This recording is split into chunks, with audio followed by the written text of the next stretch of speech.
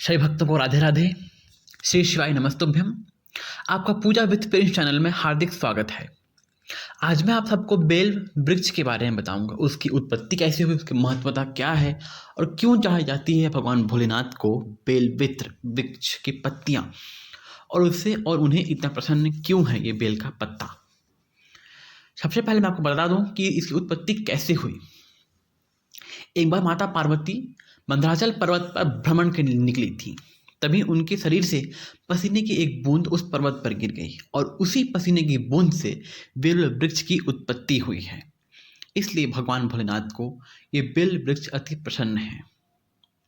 कहते हैं बेल वृक्ष का एक पत्ता भी अगर भगवान भोलेनाथ को चढ़ा देते हैं तो बहुत खुश, बहुत प्रसन्न होते हैं और अपनी और वो जब वो प्रसन्न होते हैं तो आपकी हर इच्छा, हर मनोकामना को पूर्ण कर देते हैं। इस तरह से हुई थी बेल वृक्ष की उत्पत्ति।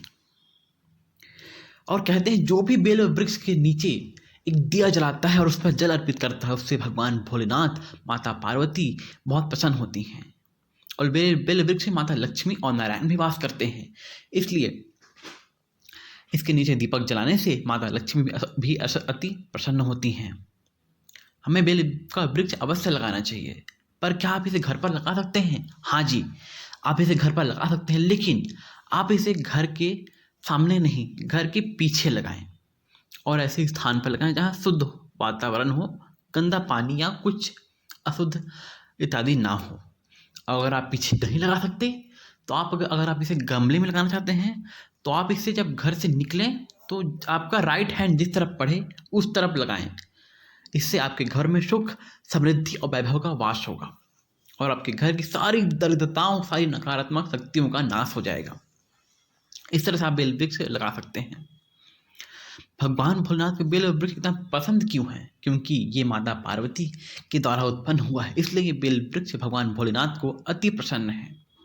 कहते हैं अगर आपको कोई रोग, बीमारी या कष्ट है तो आप एक बेल वृक्ष को लेकर भगवान शिव जी को अर्पित करें और उनसे कहें, हे भोलेनाथ, हे अवघरदानी, हे देवों के देव महादेव, आप तो देवों के देव महादेव हो, आप सब सारे रोगों का नाश करने वाले हो। हे महादेव, मेरे भी शरीर में, मेरे भी तन में यह रोग हो गया है, डॉक्टर की दवाई काम नहीं कर रहा बाबा, अब आप ही इसे रोग को समाप्त कीजिए। अब आप ही हो मेरे हर प्रकार के रोगों का नाश करने वाले, आप ही सुख देने वाले बाबा।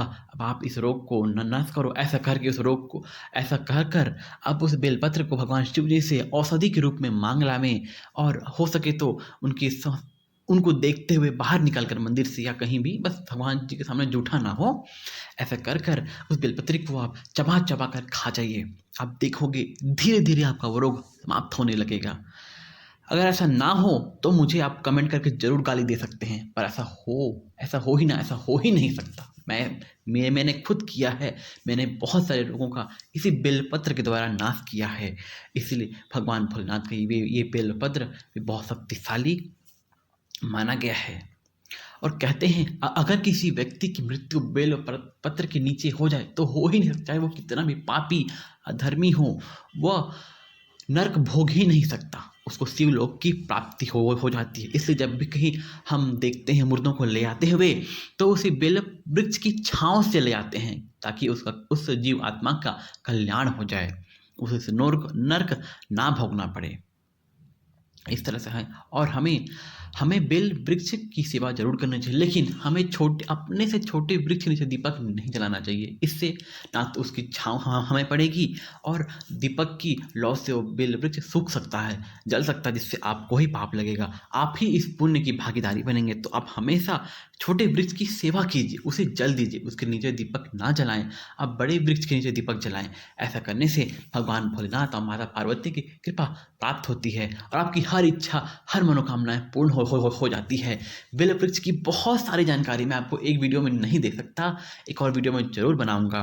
तब तक के लिए सभी भक्तों को राधे राधे। मैं आशा करता हूँ भगवान भोलेनाथ की कृपा से आप सभी कुशल मंगल रहें, अपने घर में आपका परिवार सुख, समृद्धि और वैभव से भरा रहे।